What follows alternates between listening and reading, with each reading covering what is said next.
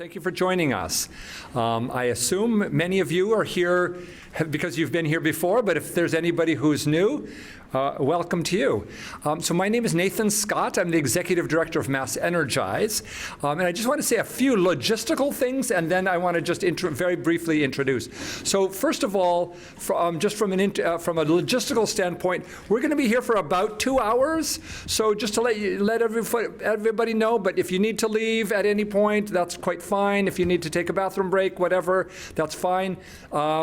This is going to be a kind of an informal time together, but I just want to make sure that folks know kind of what more or less what to expect. A few other things is that we are going to be moving from this area to a circle a little bit later. No, we aren't. Oh, okay. I'm sorry.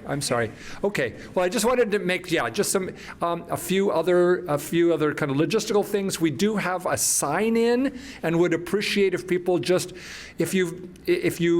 so we know how many people were here today, and we're able to follow up with you. So if you didn't get a chance, Ariha will be passing around the sign-in sheets.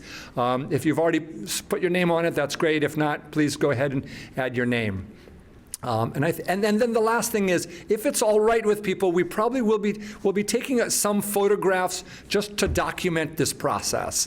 So if you are uncomfortable being photographed, if you could kind of let me know. But otherwise, we are going to be taking a few photographs, and I hope that's not going to be a problem. Okay. So a little bit about Energy for Generations, and then I want to introduce kind of what more our activity is for today. So Energy for Generations is an initiative that's a collaboration between the City of Newburyport and Mass Energize. Let's see if I can get these. So very quickly, what we're hoping to do through Energy for Generations is to engage older adults as clean energy counselors, empowering them, all of us, to promote clean energy adoption and resilience within our communities. So really the idea is that we are really interested in clean energy and how to make clean energy available and accessible to all. So the areas of energy that we're really focusing on are energy efficiency improvements, as you can see, heat pumps, rooftop solar, community solar, and we'll be talking more about these topics later. And then just to give you a little bit of an idea, this particular program, we hope, is going to last for generations. But its rollout is really over the course of 1 year. So you can kind of see where we are in the process. We've just moved, we're still in kind of the outreach and preparation focus. And then we're going to be moving into some focused outreach activities. And we are also recruiting clean energy counselors to be available to provide counseling service, answering questions, be available as energy advocates in the community.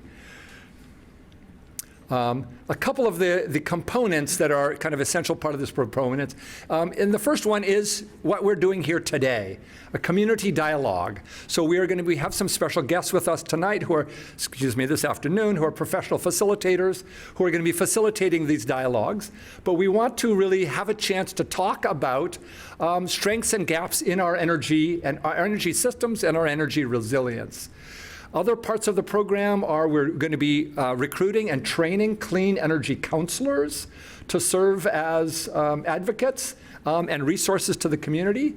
We're going to be, and you'll be hearing more about this later, and you'll be seeing announcements about workshops and events that we're going to be holding.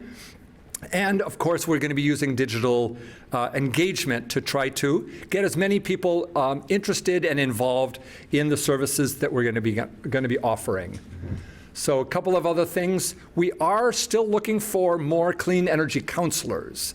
So part of being a counselor is simply being able and willing to talk to others about clean energy. We are going to be providing some training on communication strategies on clean energy systems themselves.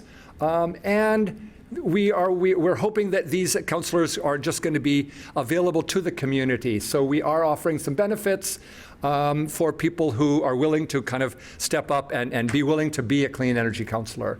And you can see some of the benefits here.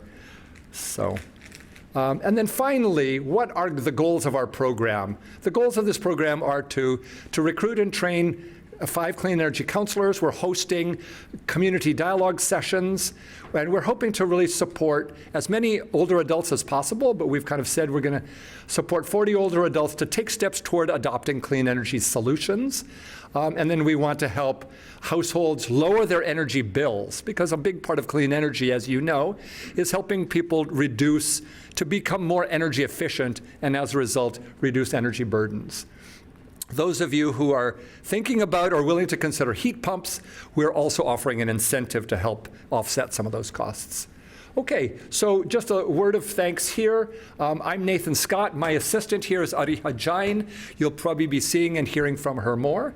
And with that, I'd like to pass it over to Claire and Louisa, who are from Creative Action Institute, and they're going to introduce themselves and let us know how we can take part in today's activity. Absolutely. So we're going to just bring this here. Okay. Hi, everyone. This is such a great crowd. Can you hear me if I don't use the mic? Yep. Yes? No? I can use the mic. Stand near me. I'll stand near you. That is a good solution. Okay, so my name is Louisa Trackman, and I'm with Creative Action Institute. And our mission is to catalyze community-driven solutions that advance gender equity and a sustainable planet. And most of our work is done internationally, but last year we had the great treat of working here in Newburyport with the Newburyport Resilience Committee, and some of you probably recognize us from that, and we're thrilled to be back here today. So my name's Louisa, and this is Claire. Claire, do you want to just Hi, I'm Claire Dowd, and I'm the Executive Director of Creative Action Institute. I live here in Newburyport as well, so it's a nice connection where this is very meaningful to me, what we're working on and what we're discussing, and I look forward to having a great conversation with all of you. Can you use the microphone so they can hear you, because they're recording, I believe? And if you're not talking into the microphone, they won't, it's on, I believe it's all set. You won't hear it over the mic, you won't hear it over here. It will be only for the TV. Oh, okay, so you just hold it like this? Yes, Yeah, gotcha. please, yeah. Thank Okay, you. passing it over. Yes, sorry. No worries, but okay. All right, so our objectives for today, introduce energy for generations, so check done.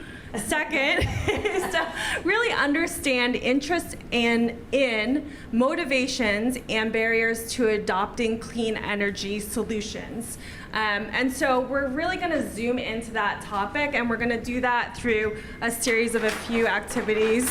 So you'll see we're doing introductions now, then we're going to get into World Cafe discussions. And this is really an opportunity to have a deep conversation with people at your table, which is why you're here at your tables. And then we'll have a brief break.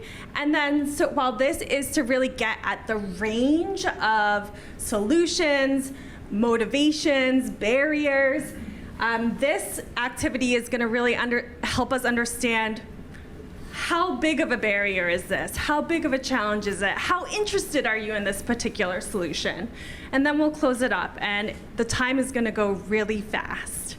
And before we get really into the activities, I just want to go over some group agreements. And they're quick. I know that you have worked with each other before, many of you, so it's to respect diverse opinions. You're all here with different experiences, different ideas, so respect diverse opinions. The second one is to take space and give space. And what I mean by that is some of us might have a lot to say, and some of us may feel less comfortable sharing our ideas. We want everyone to participate, for everyone to share their ideas. So say what you're thinking, but then if you notice that someone at your table hasn't said anything yet, encourage them to share what ideas they have. And then just to be present. Anything else anyone would like to add to our group agreements? All right. Seeing none, we shall continue. Phones off? Yes. Phones off or on vibrate if you can. That's part of being present, so great. Thanks, Molly. All right. I think we can get to it, Claire. Okay, so we're going to need some tape for putting these up, okay? What's that? Mike. Oh, mic. The fake mic. I'm using a fake mic that doesn't. Can you hear me okay? Hold it close to your mouth. Well, all right. So, welcome to a World Cafe. Imagine that you're sitting in a cafe. I wish you had coffee in front of you, maybe a vase of flowers, but we're going to engage in a conversation. And the conversation is going to begin to explore these questions that will help Energy for Generations to understand what peer counselors need to know in order to educate other elders or support them in the choices that they want to make around clean energy solutions. So we've already broken out into the 4 or 5 groups per table. At a World Cafe, one person at the table is appointed a host. So amongst you, you can decide who wants to be the host. The host stays at the table because as we go through a series of 3 questions, you're going to rotate. So you sit with new people, you hear some different opinions, and you explore new questions together. The host will bring everyone up to speed. When you arrive at a table, say Molly's the host, she remains behind. She's going to tell everyone who arrives the highlights of what the previous conversation was before we launch into the second question. Is that clear? Yeah? Okay, fantastic. We're going to do 3 rounds of questions.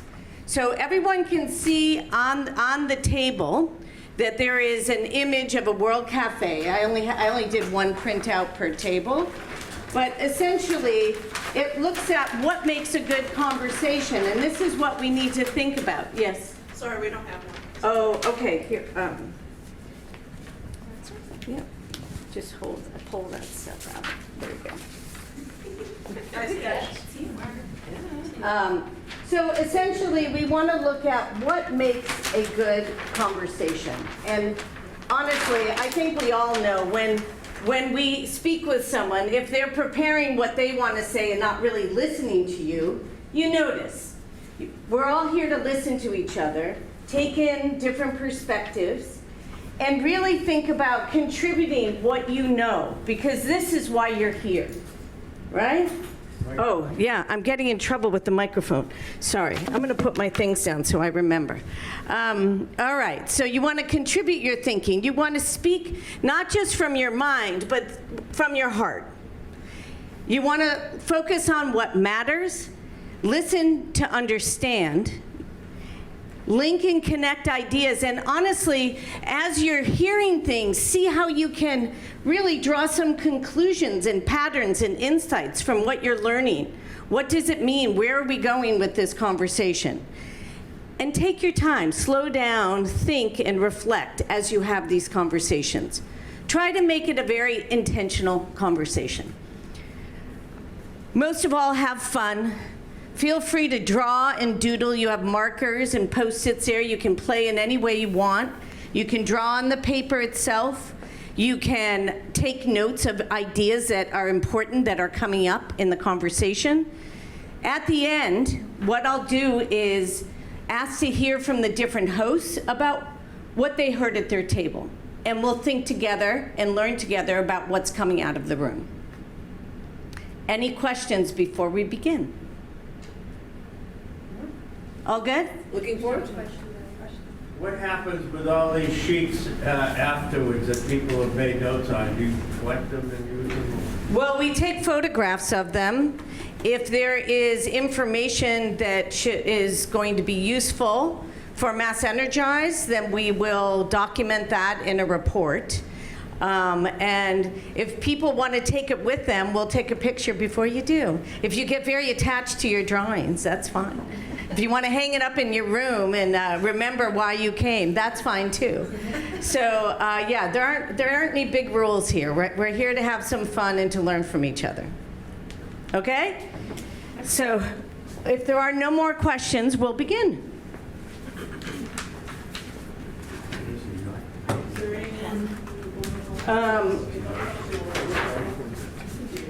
So I guess I do have my clean energy definition.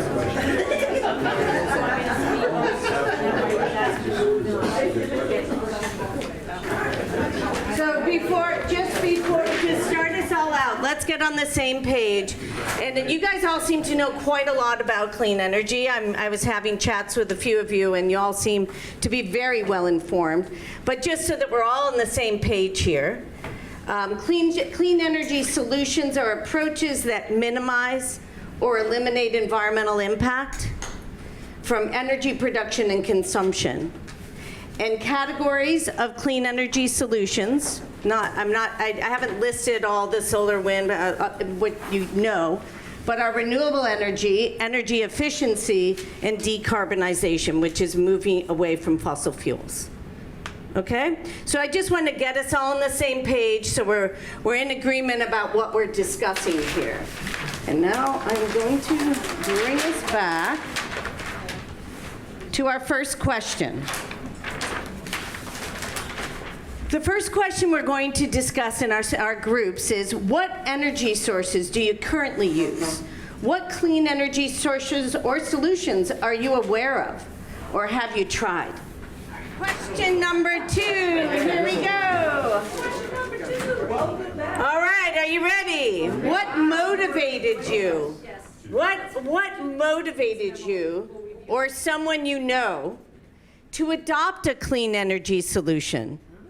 Or maybe that you plan to adopt a clean energy solution.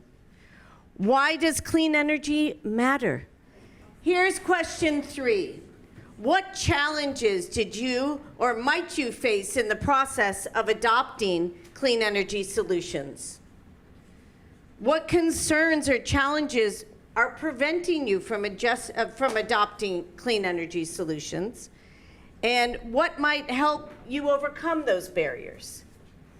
So what we would like to do now is to hear out. What did we find out? What did we find out in the room today? So let's look at question 1. What energy sources are you, clean energy sources are you currently using? Oh, sorry. What energy sources are you currently using? What clean energy sources or solutions are you aware of or have you adopted? What did we hear? Can I hear from your table, Molly? Sure. Thank you. Stand or sit? I think you should stand and take the mic. All right.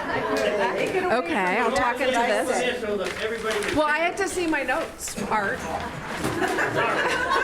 Art's very bossy. He is. I know Art well. We love you. That's not I know him well, so you know I love you, Art. Okay, so question 1 was about current practices, what people had. So we had one person with rooftop solar and heat pumps, and they also joined the Newburyport NCM Community Solar Program, which meant they were getting a fixed discount on their electric bill, and they developed a lot of credits from that program. And so I thought it was interesting, not to call anyone out, but to use up the credits, they got space heaters, which I thought was interesting because that was sort of the whole point of trying to move away from. So anyway, we'll talk later. Everybody had programmable thermostats. And I think that's interesting because that's another, like, recycling is a beginning of waste reduction and sort of environmental thinking. I think programmable thermostats, and that's something we can take away, is something people feel like, if I have those, I have more control, I have more understanding about what's going on in my home. I'm probably talking too much. No EVs. No, you're not. And one person, Paul, joined the National Grid Green Up program. I don't know if that was the exact one, but you can ask your utility, National Grid in our case, for the most renewable energy. So he did that as his way of putting in some renewable energy into his home. Question, are we going to 2? Just 1? Okay, Yeah. I'm done. Okay, can we hear from this table for, thank you, Molly. You're welcome. Hello, great job, Molly. Energy sources. So currently, they were using everything from electric, wind, natural gas, fossil fuels, solar, propane. So all kinds of different energy is being used. And some of the solutions, what clean energy solutions they have tried or have heard of are things like clean washer sheets rather than the liquid that you get in the big tubs, geothermal energy, hydroelectric energy, cold water washing. Some of the really interesting and different, to kind of bring up some of the different things that we had somebody had hemp-based foam insulation in their property, which was super cool. And then another thing that she had mentioned was in her home, instead of having the closets inside the wall, they had them outside into the room, which allowed for the insulation to be all the way around the room, which created a cleaner, tighter box, I'm assuming. They did composting, rainwater collection for their water systems, so all kinds of good stuff. Wow. Impressive group, you guys. All right. I think Nikki was at that table. Nathan, can we hear from your group? Oh, sorry, no, Jessica. Jessica. Yeah, sorry, I didn't see the passing of the mic. I mean, Nicely I am done. very short, so it's not hurtful. Speaking to the mic. Is this thing dent? That's weird. Anyway, yeah, so kind of similar to what everyone else was talking about, but one thing that's kind of different is that someone mentioned like local electricity companies. So instead of using National Grid, using something that's more local, like for example, I'm actually from Merrimack, and my family and a lot of people in our community use Merrimack Electric as opposed to National Grid, which I think a lot of people can agree that's pretty good.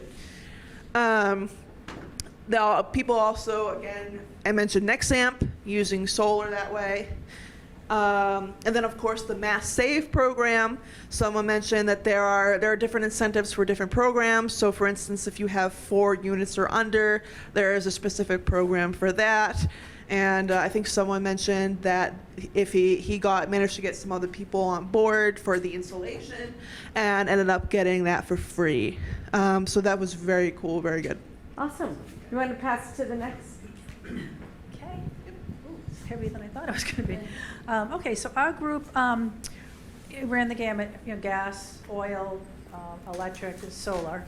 We had one gentleman who built his own house on the island, really cool, totally net zero, solar, so everything's electric, built his roof a certain way so it overhangs, had to turn just a certain way to get the most use of the sun, which all our new houses should be. Why weren't we doing that, right? Yeah. Turn the house a certain way, do the roof line a certain way. I think that was so cool.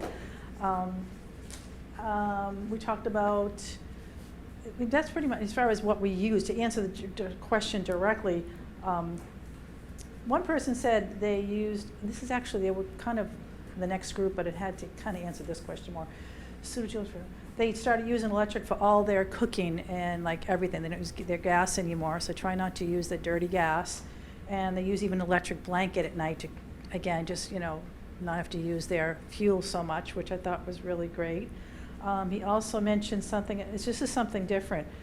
Heat.org, HEET.org, it gives you a map of any gas leaks, and I guess there are a whole lot more out there than we realized. It's just pretty scary.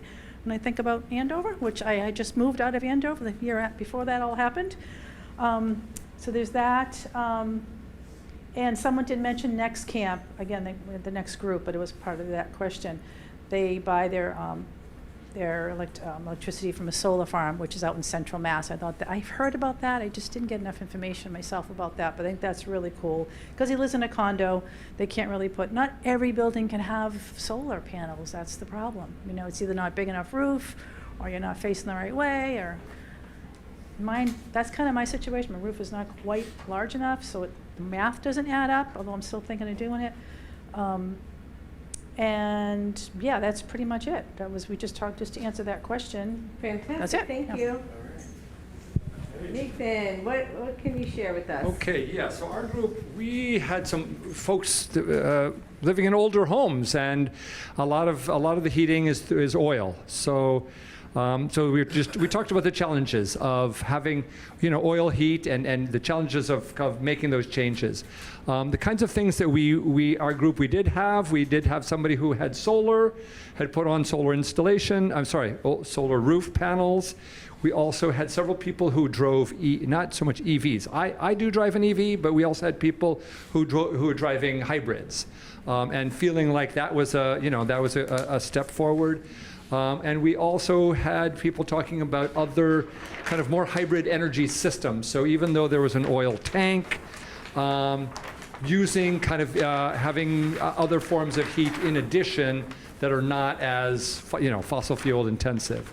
So those were the things that we talked about in our group. For the first question. Terrific.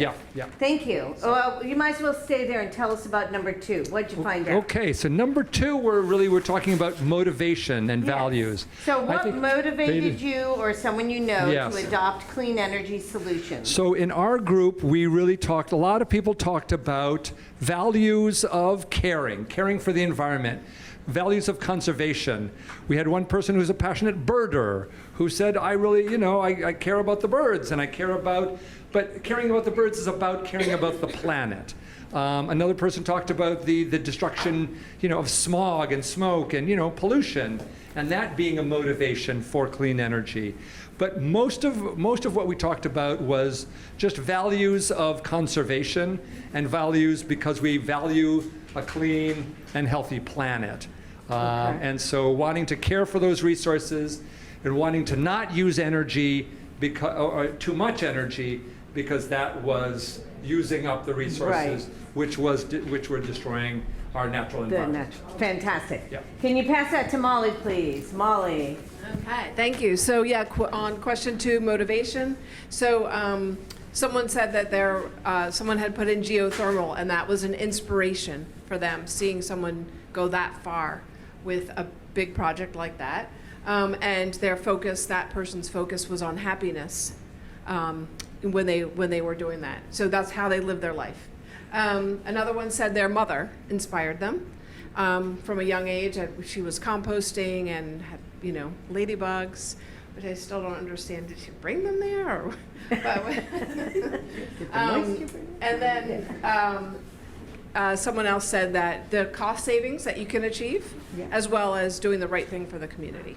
And then someone else later jumped in after the second round and said moral judgment they thought was a good motivator. Fantastic. Okay. Moral judgment? Yes. As in, thou shalt not waste energy, or? Maybe. Okay. That's all. Okay. That was said. How do I have this? Pass it to your host. Yeah, she left the room. Oh. I'm sorry. Pass it to Jessica. Okay. Thank you. Okay. So for motivations, so there were some concerns about the effects of the increasing human population and how that can burden and put pressure on energy and everything that encompasses with our society. There was also someone who was very passionate about energy and the sciences and the environment because they studied science and engineering, which is really impressive. And then of course, climate change, which is the big one, especially here in Newburyport as a coastal city. We're going to be experiencing a lot of storm surge and flooding. And of course, the effect of it across the country, the fires. How things are kind of going these days and how it's kind of being seen as formidable. And someone was also talking about, in relation to the overpopulation problem, how many cows can you put in a field? How many people can you put on this earth before things start to really deteriorate? And then, of course, the lack of maybe electric cars was a concern, trying to kind of move more towards electric cars and electric in general. That was a concern somewhat had of people still kind of hanging on to gas and oil-powered things like that. Fantastic. Thank you so much. Can you pass it back? You can, okay, yeah. One more. Yeah. Okay. Yeah, I don't have a whole lot in that column for some reason, but we have that basically was to, like we all know, to save the environment, save the world. Yeah. Yeah. Waste reduction, save the earth, save the atmosphere, waste reduction. To answer that question, simply that was it. And then cost savings. Someone mentioned about, someone else, it might have been the same person, Yeah. Next Stamp. They had Next Stamp, and I was like, oh, that's really cool. So they live in a condo, and I think I already mentioned that too. So they get their energy from a Great. solar farm, so there's cost savings there. And that's basically, Cost savings can be a big motivator. Yeah, cost savings terrific. and save the Thank planet. you. So just, if you can share motivations in addition to what we've already heard. You know, if there are new things that came up at yours that we haven't already mentioned. Okay, so motivations, things that motivated them were incentives. I don't know if that's on there. Like rebates and incentives have motivated people. Grandchildren or family members having children. One person just said, I can. That's what motivated me, the fact that I can do it. And another person just said, just wanting a better environment. I think the other ones are already mentioned, animals, planets. And why it matters is our children. It's our civic responsibility to do it, so it matters because we are responsible to do it. We are stewards. The future of our planet, saving the earth, saving money, and then basically just creating opportunities to move away from oil and dirtier energy. Okay, fantastic, thank you.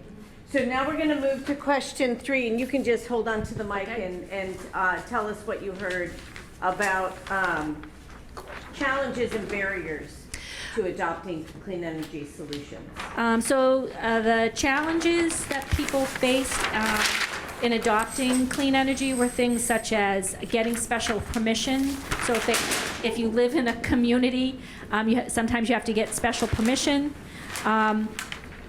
Trying to make sure that the aesthetics of the renovation or changes and how that looks. If you have a historical property, are there things you have to consider with that? The high cost, in just generally the cost involved in making changes, especially if you're in a historical property or an older home. And let's see, proper location. So sometimes there's challenges are that you just don't have the right location. Like if you wanted solar, you may not have the proper roof pitch or in the right direction, or you might have too much trees. So those types of things. And then what are the concerns or challenges that are preventing people from adopting clean energy? As cost, finding the proper equipment, and then having proper expertise in the technology and in the renovation process, especially when it comes to doing those to an older home. And then what helps to overcome those barriers are finding programs to finance. If we can find grants and things like that that can help people, that would overcome barriers. Programs like Mass Save, and then working with our federal government to change its direction and its course it's on to go back to clean energy will help overcome some of these barriers. Fantastic. Do we have things to add to this? So if at your tables, just add a few things. If let's try to not say what's been said, but The net zero house building, they said just as a GC, that could be challenging, but doing all new things. And the same with another property. It was a lot of new building, and that's challenging, whether it's the training materials or getting people that knew what they were doing as you're doing these upgrades, because a lot of it is new. Heating consistency was an issue once it was built. And then up front was cash and getting, finding ways to pay for it. And then the availability of supplies. okay, availability of supplies. Yeah. Anything to add to that? Yeah. So someone said that there is the issue if you wanted to go to solar, there's waiting time. So like a few months you'd have to wait and see how things shake out. And the other concern is as far as electricity goes. So like if you get an electric stove, I know from like personal experience, we have an electric stove where I live, and if you lose power, you also lose that stove, unless you have a generator. So there are some kind of like unforeseen additional costs that could be related to that. So there are pros and cons kind of on both sides. Okay, fantastic. Thank you so much. A couple of things. If you have like an old roof structure, which a lot of houses here in Newburyport do, Yeah. they can't support, some of them just simply support can't do it. it because it's not strong enough to support the weight. So that's a big, for solar, we're talking about solar. Then there's this was me, the plan obligation. A lot of these solar companies, they make you have a plan that's 25 years, right? What if technology changes in 10 years? That's my thing. I'm like, that's a big commitment for 25 years. I don't know what's going to happen so there's that. And then and then if you have trees, it's a location, I think that might have already been up there, that it might not be conducive unless you cut your trees down, which you don't want to do that because then that's not good either. And then simply procrastination. Yeah. Like, That's it's a just big a thing to valid think about doing that. It's like, oh my challenge, yeah. God, this is, I have to research, I have to get companies, I have to The get these time, quotes. It's a yeah. lot. Trust me, I did so much of it and I still haven't done it yet. I wasted so much time. And then as far as, overcoming those, stop procrastinating, and government programs, which I think was already mentioned. And that's pretty much it. Thanks. Thank you. Okay, yeah, so we don't have much to add to that, except one thing in terms of what would help, besides in addressing this, is we talked about kind of group clustering projects. In other words, doing it together. Basically, it's part of, community. A bunch of residents in a condo building all doing it together. Neighbors working together. So Yeah.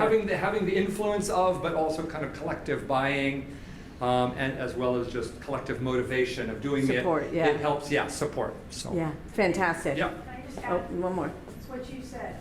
The whole thing about with me and the plan obligation. What did you say about perfect? I didn't write it down. He said something really great. I'm like, yeah, right. Well, there's a phrase we probably all heard, the perfect is the enemy of the good. If there's a good solution, don't wait till there's a perfect one. Just go ahead. Yeah, that's I like it. That was Yeah. good, right? And I couldn't remember what it Fantastic. said. All right, who do I give this to? You give it to me. Thank you. Could I add the thought that Yes. a lot of people... That was my next question. Are there anyone else who wants to add a thought that came up in the conversations, but it has not been yet articulated? Some of my friends are laughing around here. Yeah, all right, well, So I think inertia is a big thing. Just like there were dozens and dozens of people getting help, getting their taxes done these last couple of weeks, if there were tables and tables with counselors, people would sign up. People would sign up because they read the paperwork, there's fine print, there's whatever. A person literally doing their taxes that signs them up for solar power with NextAmp or some national grid, that would make a big difference, especially for seniors, because it's like, what am I getting into? How long is this going to last? very helpful, thank you. Is there anyone else who wants to contribute, like a thought that you had during these discussions that we have not heard yet? Speak into the mic. Just a small thought. If you're interested in solar farms, there's one, it's been mentioned, it's called NextAmp. There's no T in it, so if you're researching it, don't put a T in there. It's NEXAMP, NextAmp. We have NextAmp, and it's a great deal because you get a discount of 15%. Basically, you're paying NextAmp for power from their solar farm, and then you get a credit on your bill from National Grid of whatever you paid plus 15%. So that's a great deal. I mean, we should all be doing that, right?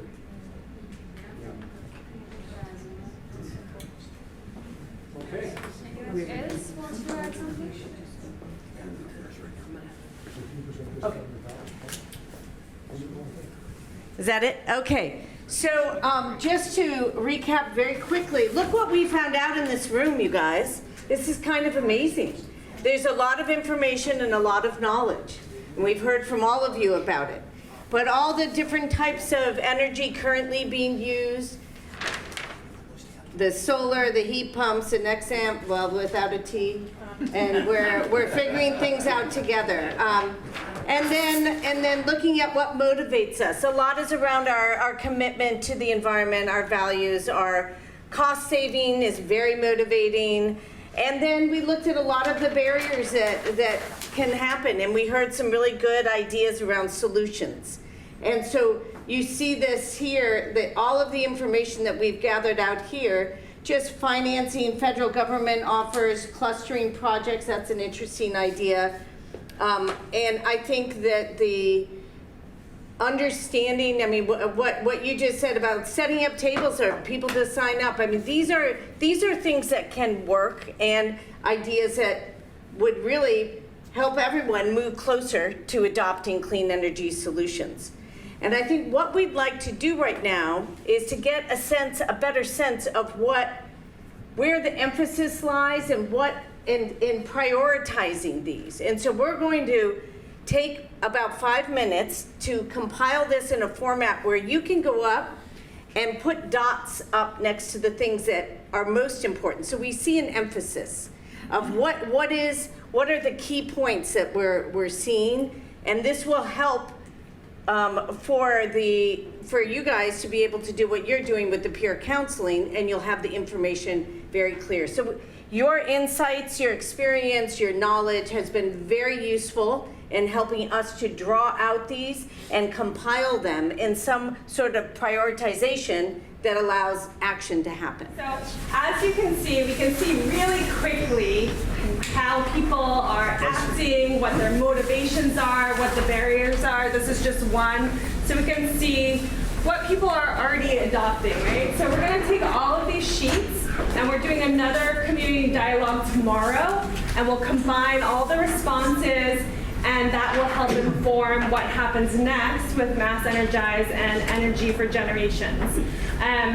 Thank you so much for your participation today. I really appreciate it. We all appreciate it. If you know somebody who couldn't make it today and might be interested in doing this tomorrow, we'll be at the library at 10 a.m. with this same workshop, so you don't need to come again, but tell your friends. Yeah.